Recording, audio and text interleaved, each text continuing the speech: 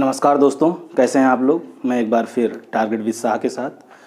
जैसा कि आप लोगों को पता ही है कि मैं लगातार वीडियो अपलोड कर रहा हूं और मैंने आप लोगों से वादा किया है कि मैं एग्ज़ाम तक, चाहे वो पैक्ट एग्ज़ाम हो, चाहे यूपी टेट हो और या सुपर टेट हो, लगभग आप लोगों का सारा कोर्स पूरा करा दूंगा।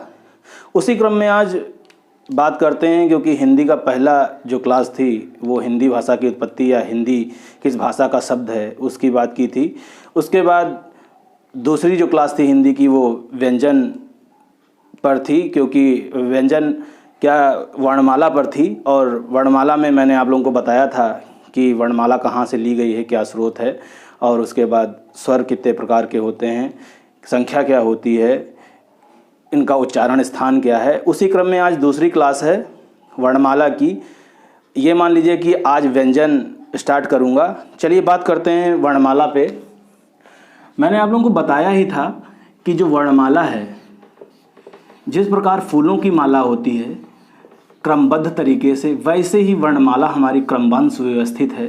उसी में हम लोगों ने बात की थी कि वर्णमाला जो स्रोत है वो ब्राह्मी लिपि माना गया है। वो भी बताया था कि ब्राह्मी लिपि कहाँ का कि जो है अभी तक पढ़ी नहीं जा सकी है, ये चित्रात्मक है, ठीक है। और उसके बाद मैंने आप लोगों पर बात की थी, चर्चा की थी कि स्वर क्या होते हैं। व्यंजन के बारे में थोड़ी सी बात की थी कि व्यंजनों की क्या परिभाषा होती है। तो आज हम लोग बात करेंगे कि व्यंजन कितने की क्या संख्या होती है, किस प्रकार के होते हैं, उच्चारण स्थान क्या होता है। तो आज व्यंजन, क्योंकि व्यंजनों की संख्या बहुत सारे एग्जामों में पूछा जाता है कि 41 मानी गई है, ठीक है। अब बात ये करते हैं कि व्यंजन होते क्या हैं। तो व्यंजन वो होते हैं, मैं लिखे दे रहा हूँ, व्यंजन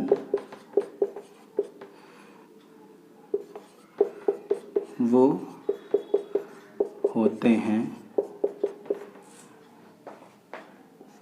जिनका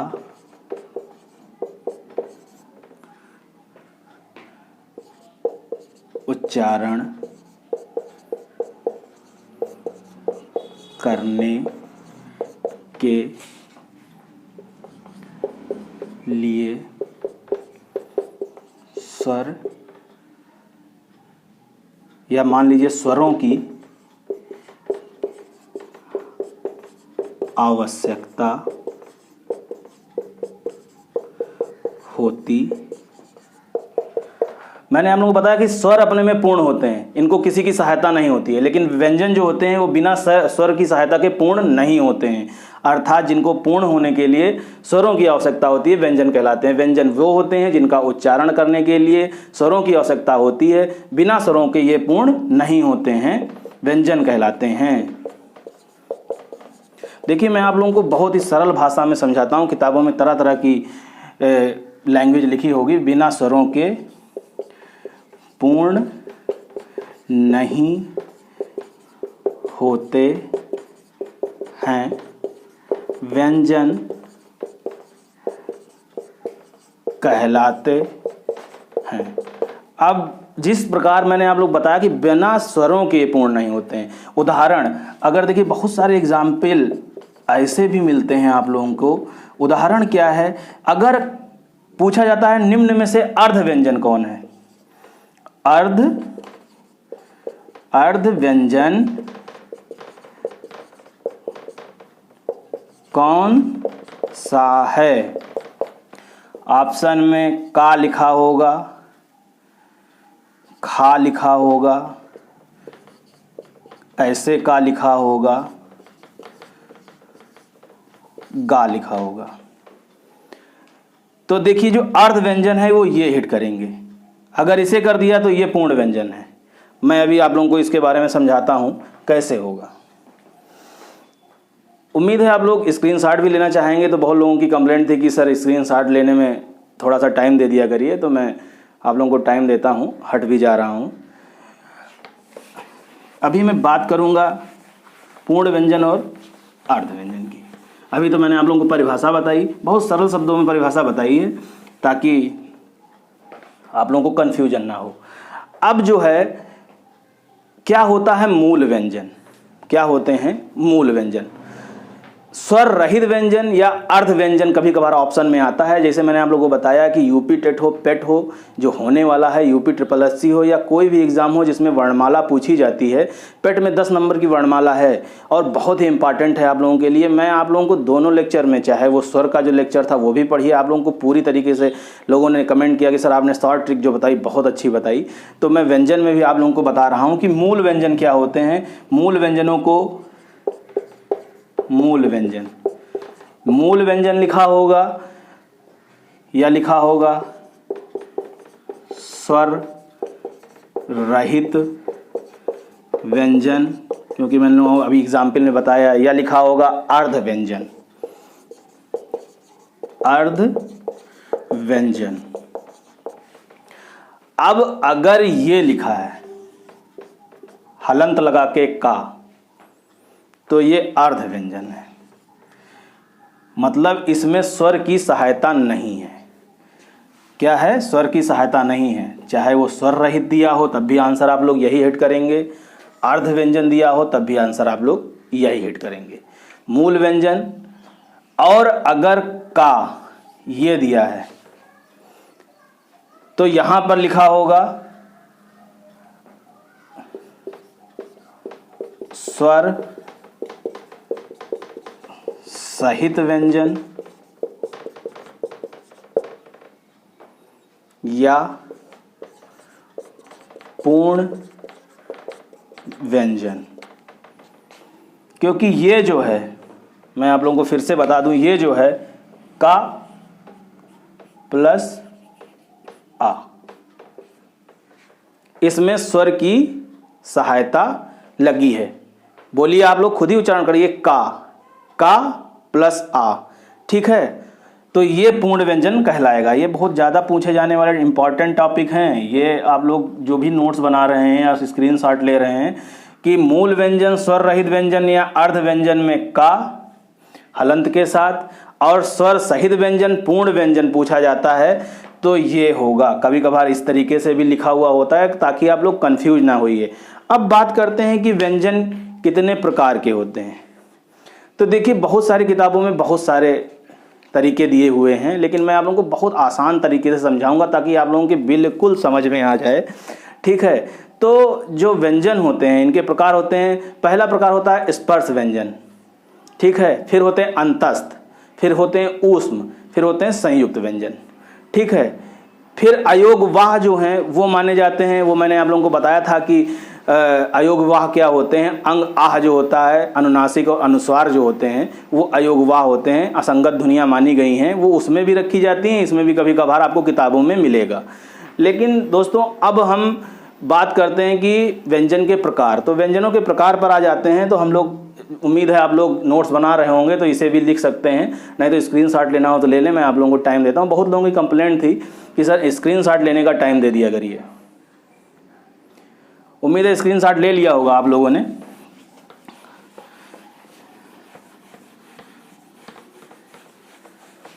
दोस्तों, मैं आप लोगों को बहुत सरल भाषा में पढ़ाने की कोशिश करता हूँ। मैं आप लोगों को बहुत ही सरल भाषा में पढ़ाने की कोशिश करता हूँ ताकि आप लोगों का हर चीज़ क्लियर होता चला जाए। ठीक है, तो अब बात होती है कि कितने प्रकार के होते हैं, कितने प्रकार के होते हैं। तो आप इसके साथ आ जाइए, इसके साथ आ जाइए और पहले प्रकार में आइए, स्पर्श व्यंजन। ठीक है, फिर अंतस्थ व्यंजन, ये पहला टाइप, ये दूसरा टाइप। अब ये तीसरे पर आ जाइए, ऊष्म व्यंजन। और ये आ गया चौथा, संयुक्त व्यंजन। अयोगवाह के बारे में मैं आप लोगों को बता भी चुका हूँ और मैं अभी बताऊंगा। ठीक है, तो स्पर्श व्यंजन क्या होता है? का, चा, टा, ता, पा, का, खा, गा, घा, अड़ा, चा, छा, जा, झा, इया, टा, ठा, डा, ढा, डा, ता, था, दा, धा, ना और पा, फा, बा, भा, मा। ये जो हैं स्पर्श व्यंजन की संज्ञा में रखे जाते हैं, मतलब श्रेणी में रखे जाते हैं। मतलब आप इस तरीके से लिख लीजिए, पांचों वर्ग, 5 वर्ग। ठीक है, मैं अभी आगे भी इसको क्लियर करूंगा। 5 वर्ग मतलब का खा गा घा अड़ा 5 × 5 बराबर 25।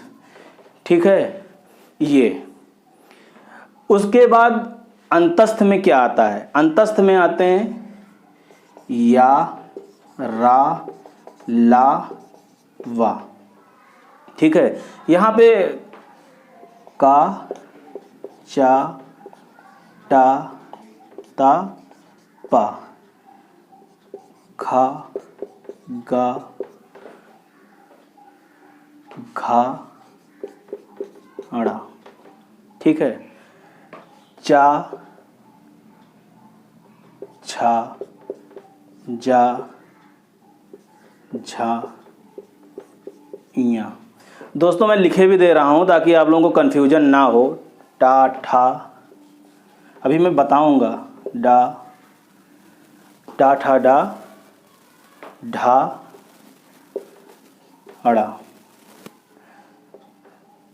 ता, था, दा, धा, ना, पा, फा, बा, भा, मा।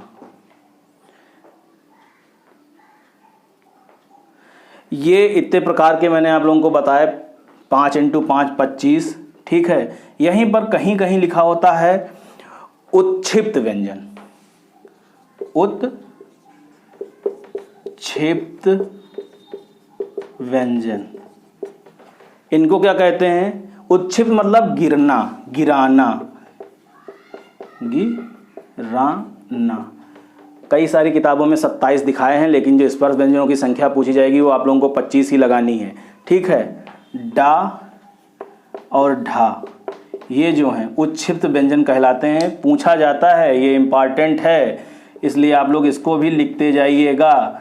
ठीक है, यारा लावा जो हैं अंत्यस्थ हैं। ऊष्म जो हैं शा, शा, शा, हा। ठीक है, संयुक्त व्यंजन कौन से होते हैं? संयुक्त व्यंजनों की संख्या भी पूछता है। संयुक्त व्यंजनों की संख्या पूछता है, ऊष्म व्यंजनों की संख्या पूछता है, अंतस्थ व्यंजनों की संख्या पूछता है कि निम्न में से संयुक्त व्यंजनों की संख्या कितनी है, तो आप 4 लगाएंगे। निम्न में से ऊष्म व्यंजनों की संख्या कितनी है, तो आप 4 लगाएंगे। निम्न में से अंतस्थ व्यंजनों की संख्या कितनी है, तब भी आप 4 लगाएंगे। स्पर्श व्यंजनों की संख्या पूछ देगा तो आप 25 लगाएंगे, 27 नहीं लगाएंगे। ठीक है, शा, शा, शाहा, क्योंकि इनको संयुक्त व्यंजन क्यों कहते हैं ये भी मैं आपको बता दूंगा। छत, त्रंग, ज्ञा और श्रा।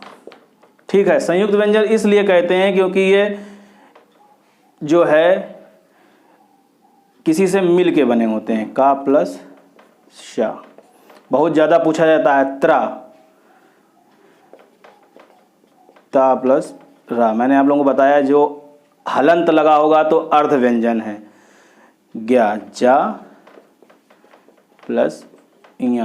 ग्राम पंचायत अधिकारी में छा को बहुत ज़्यादा पूछा गया था। ग्राम पंचायत अधिकारी की जो परीक्षा हुई थी यूपी SSSC से, तो छा को बहुत ज़्यादा पूछा गया था। और स्रा जो है शा और रा। दोस्तों उम्मीद है आप लोग इसको भी स्क्रीनशॉट लेना चाहेंगे तो आप ले सकते हैं। देखिए बहुत आसान तरीके से बता रहा हूँ, आपके एग्ज़ाम का लिए बहुत ही इम्पॉर्टेंट टॉपिक है। अभी मैं आपको बताऊँगा कि इनका स्थान क्या है, इनको कौन सी शार्ट ट्रिक है, किस तरीके से याद करते हैं। उच्चारण स्थान के उसमें अल्प प्राण क्या होते हैं, महाप्राण क्या होते हैं, अघोष क्या होते हैं, शघोष क्या होते हैं, कंठ से कौन कौन सी ध्वनियाँ बोली जाती हैं, ये सब मैं आप लोगों को लगातार बताता हुआ चलूँगा, कुछ छोड़ूंगा नहीं, ताकि आप लोगों का पूरा वर्णमाला क्लियर हो जाए। स्वर जो है मैं पढ़ा चुका हूँ, व्यंजन आप लोगों को पढ़ा रहा हूँ। व्यंजनों की संख्या कभी कभार 41 भी 33 भी कहीं कहीं लिखी होती है, तो उसको आप नहीं हिट करेंगे, ये गलत है, कन्फ्यूजन हो जाएगा। 41 अगर ऑप्शन में है तो 41 ही लगाएंगे। अंतस्थ व्यंजनों की संख्या 4 है। ठीक है, ये आप लोगों लिखते जाइए, मैं जो बोल रहा हूँ ये भी लिखते जाइए। मैं कोशिश करता हूँ। उस व्यंजनों की संख्या ये भी 4 है। ये सब इम्पॉर्टेंट हैं। संयुक्त व्यंजनों की संख्या ये भी 4 है। ठीक है, और यहाँ पर स्पर्श व्यंजन 25 मैंने आप लोगों को बताया, कहीं कहीं 27 लिखा होगा, लेकिन 25 ही आप लोगों को हिट करना है। अब बात करते हैं उच्चारण स्थान। ध्वनियाँ जो हैं उच्चारण स्थान के स्थान पर मैंने आप लोगों को बताया कि क्या कैसे होता है। उच्चारण स्थान के आधार पर कौन कौन सी ध्वनियाँ क्या हैं। उम्मीद है कि आप लोग इसको भी स्क्रीनशॉट लेना चाहेंगे, ले लीजिए।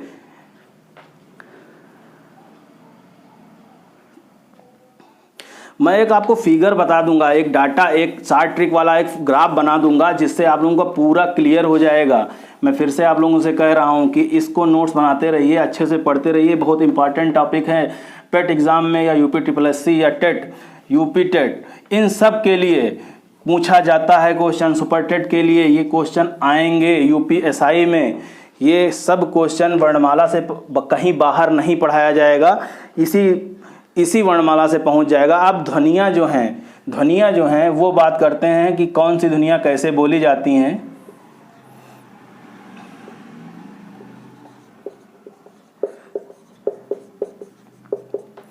ध्वनियाँ, ठीक है, उच्चारण स्थान, प्रयास या प्रयत्न के आधार पर। उच्चारण स्थान,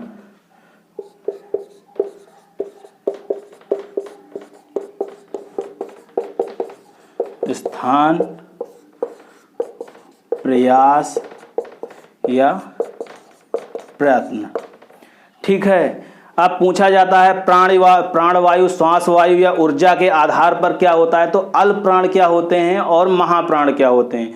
पूछते हैं कि अल्प प्राण क्या होता है और महाप्राण क्या होता है। तो मैं बता दूं कि अल्प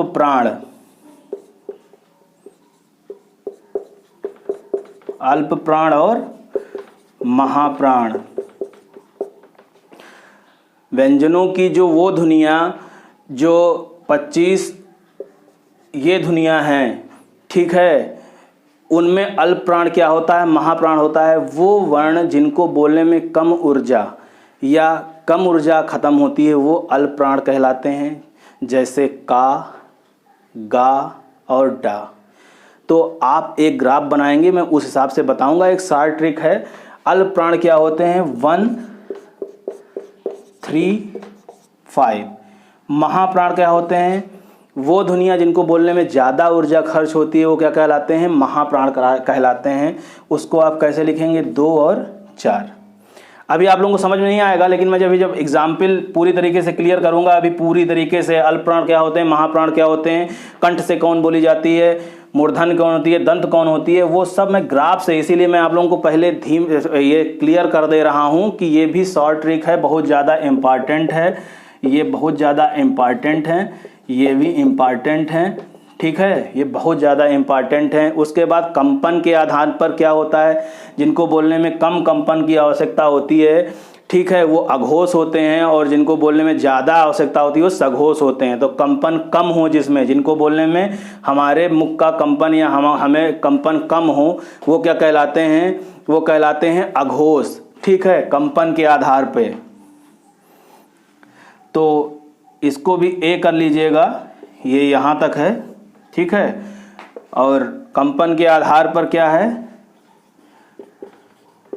अघोष। बहुत लोगों को कंफ्यूजन होता है कि सब पहले सघोष आता है कि अघोष आता है, तो हमेशा याद रखिएगा कि वर्णमाला में आ पहले आता है तो क्या पहले होगा, अल्प प्राण, फिर होगा महाप्राण। वैसे ही कंपन के आधार पर पहले होगा अघोष, फिर होगा सघोष, क्योंकि आ पहले आता है। हमेशा ये याद रखिएगा कि आ पहले आता है।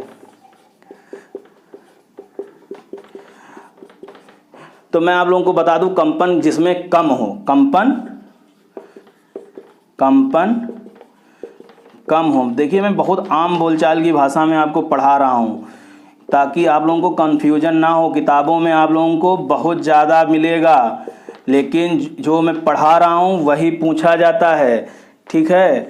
मैं जो भी पढ़ा रहा हूं, क्योंकि बहुत सारे स्टूडेंट जो हैं कंपन के आधार पर, ये भी एक शॉर्ट ट्रिक है, ये जो है ये भी इम्पॉर्टेंट है और शॉर्ट ट्रिक है।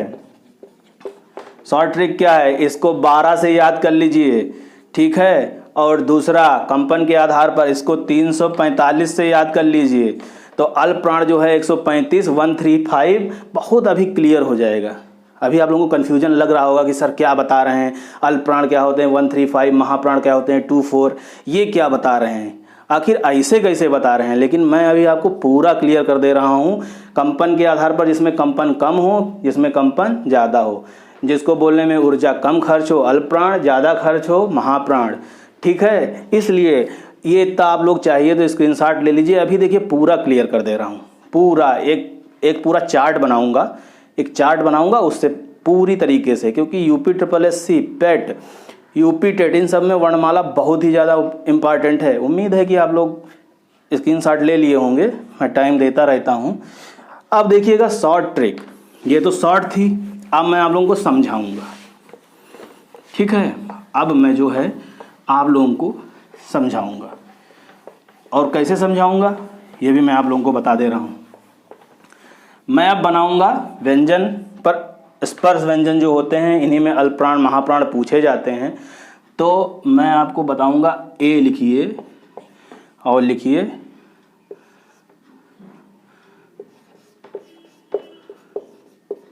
स्पर्श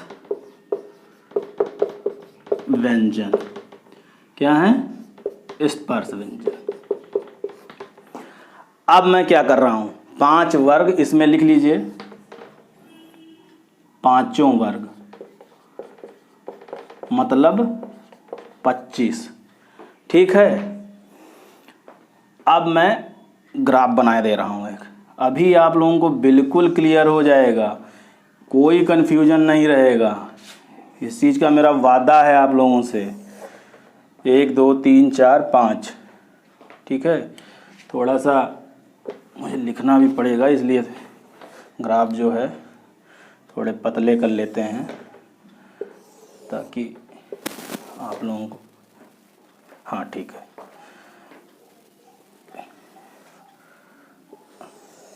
अभी देखिए कितनी अच्छी तरीके से आप लोगों का क्लियर होगा, कितनी अच्छी तरीके से क्लियर होगा। ये जो है ये ऐसे है। ठीक है, ठीक है। अब हम बात करते हैं कि स्पर्श व्यंजन कौन कौन से हैं। यहाँ पे हम बात करेंगे, एक चार्ट बनाएंगे, ठीक है, और लिखेंगे उच्चारण स्थान या प्रयत्न। उच्चारण स्थान,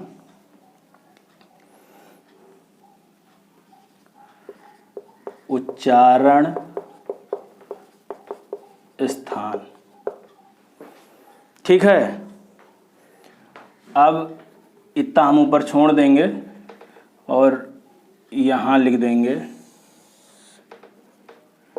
उम्मीद है दिख रहा होगा। मैं आप लोगों को समझाने के लिए प्रयास कर रहा हूँ ताकि आप लोग, यहाँ पे हम लोग लिखेंगे, यहाँ पे हम लोग लिखेंगे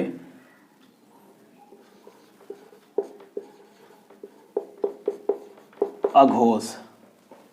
ठीक है, क्योंकि वर्णमाला में आ पहले आता है।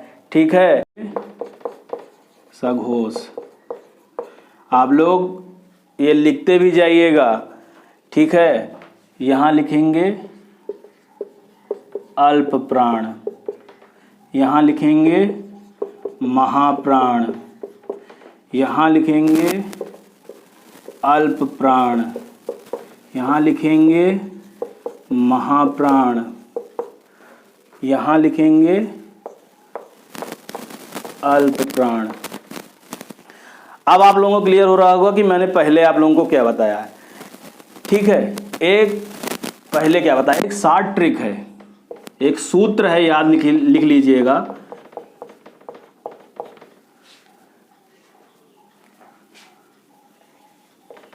कता मुदाओ। क्या याद करना है? कता मुदाओ। ये एक सूत्र है, बहुत इंपॉर्टेंट है, सब कुछ इसी पर निर्भर है, चाहे वो संस्कृत में हो चाहे इस पर। इसको अगर याद कर लेंगे तो आपका बहुत ज़्यादा चीज़ें, ये शॉर्ट लिख लीजिए, ये कता मुदाओ। ठीक है, अब हम बात करेंगे अल्पप्राण महाप्राण, मैंने कर ही दिया है, सघोष अघोष, अघोष सघोष कर ही दिया है। अब हम करेंगे कंठ, तालव्य, मूर्धन्य, दंत,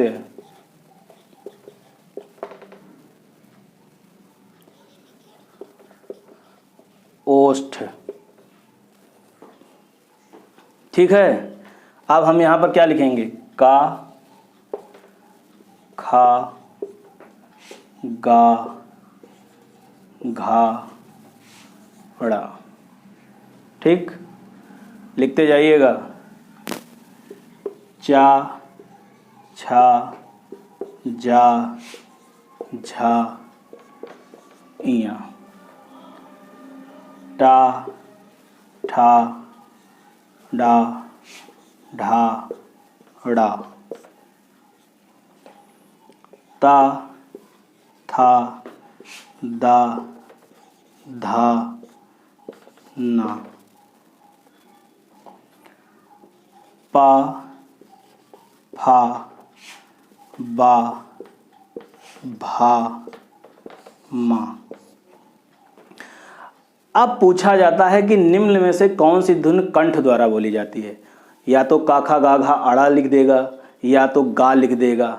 अब आप लोगों को पता करना है तो आप लोग एक क्रम याद कर लीजिए। इस सूत्र से मैंने आप लोगों से कहा, ये सूत्र जो है कता मुदाओ, कता मुदाओ जो सूत्र है उससे आप का से कंठ, ता से तालब्बी, दा से मूर्धन्य, दा से माँ से मूर्धन्य, दा से दंत, ओ से ओष्ठ।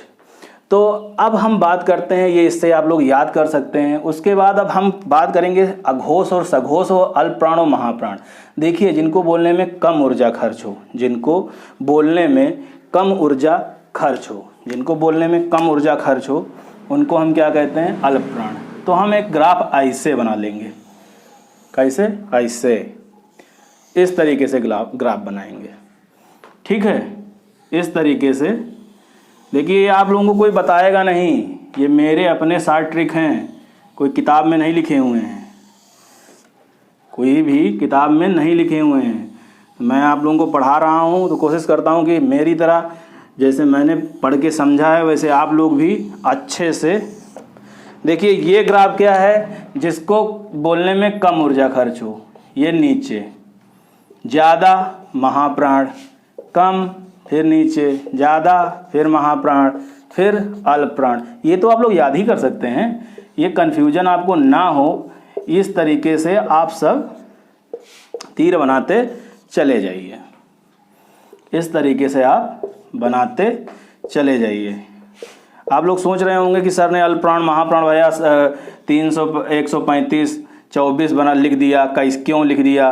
तो मैंने इसी रीज़न से लिखा था कि आप लोगों को याद हो जाए। ठीक है, आप लोगों को याद हो जाए, इसीलिए मैंने ये लिखा था। अब आप लोगों को क्लियर हो रहा होगा कि सर ये क्या लिख रहे हैं। तो देखिए, ये पहले नंबर पर है 1 2 3 4 और ये 5। मैंने अल्प प्राण और महाप्राण इसीलिए लिखा था कि 1 3 और 5 जो हैं वो अल्प प्राण हैं। मतलब ये ध्वनि और ये ध्वनि, इसी तरह इसमें मतलब स्पर्श व्यंजनों में 1 3 5 दो हैं, 135 जो हैं वो अल्प प्राण हैं, और जो 24 हैं ये ध्वनि, ये सब ध्वनि। ठीक है, ये क्या है, ये सब महाप्राण हैं। उसी प्रकार से अघोष, क्योंकि देखिए वर्णमाला में आप पहले आता है, अल्प प्राण पहले आता है, तो हमेशा अल्प और अघोष पहले ही रहेगा। ये पहले दूसरे में रहेंगी, बाकी 3 4 5 अलग रहेंगी। इसीलिए मैंने आपको बताया था। देखिए, पूछा जाता है कि निम्न में से अल्प प्राण कौन है, महाप्राण कौन है, तो आपको पता चल जाएगा कि उसमें ऑप्शन में इस तरीके से दिया होगा।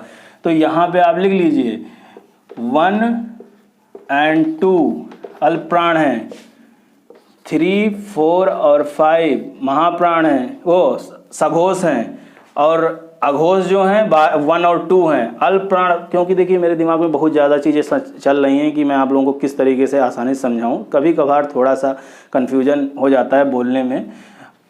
ये अघोष और सघोष हो गई। उसके बाद अल्प प्राण मैंने बताया ही है कि 1 3 5 और 2 4। इस तरीके से आप लोग याद करिएगा।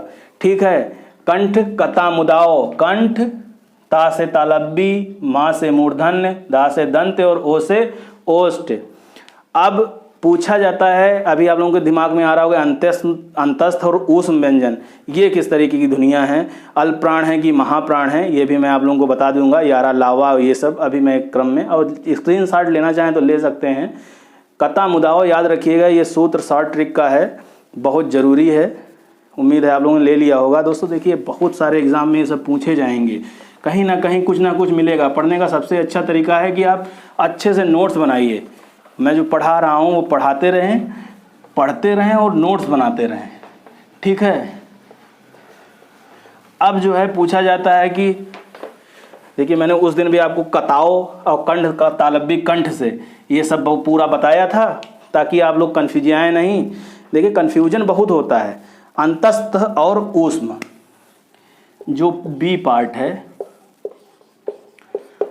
अंतस्थ एंड ऊष्म, पूछा जाता है कि निम्न में से अंतस्थ क्या है। तो जो अल्प प्राण हैं, अंतस्थ यारा लावा, इनको या रा ला वा, इन्हें अल्प प्राण माना गया है। इसकी कोई शॉर्ट ट्रिक नहीं है, इसको याद करना पड़ेगा, ठीक है। और महाप्राण क्या है, शा शा शाहा, शा शा शा शा, ये वाला शा बनता है, इसमें भी बड़ा कन्फ्यूजन होता है। शा शा शा हा, ये क्या है, ये महाप्राण है, महाप्राण। अब इन्हें यारा लावा को कहते क्या हैं, यारा लावा कहते हैं अंतस्थ, यहाँ लिख लीजिए अंतस्थ, ठीक है। और शाशा शाहा को ऊष्म ये कहते हैं। अब निम्न में से कौन सा अघोष और सघोष हैं, ये भी पूछा जाता है। तो अघोष और सघोष, तो जो अघोष हैं शा शा शा, तीनों एस जो हैं, तीनों एस मतलब शा शा और शा, ये क्या हैं, अघोष हैं। और सघोष क्या है, जो हा है। बस याद कर लीजिएगा, तीनों एस ये शॉर्ट है, ये जो है ये शॉर्ट है। छोटी छोटी चीज़ें ही हम लोगों को अच्छा बनाती हैं, जो इनको ध्यान देते हैं उनके क्वेश्चन अच्छे से हल हो जाते हैं। ये क्या हैं, ये भी अंतस्थ व्यंजन में अघोष सघोष माने गए हैं, ठीक है।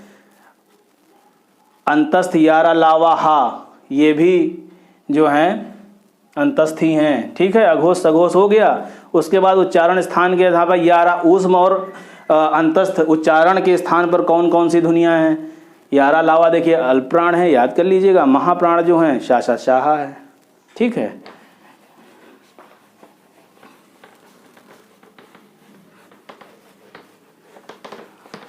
अब एक और चार्ट बनाइएगा उच्चारण स्थान अंतस्थ और ऊष्म का।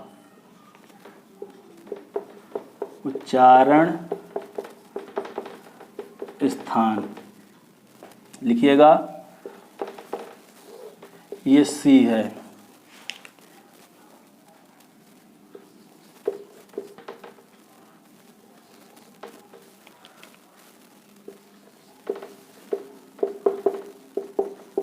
अंतस्थ और ऊष्म। अंतस्थ कौन कौन से, या रा ला वा, या रा ला और वा, ठीक है। ऊष्म कौन से, शा शा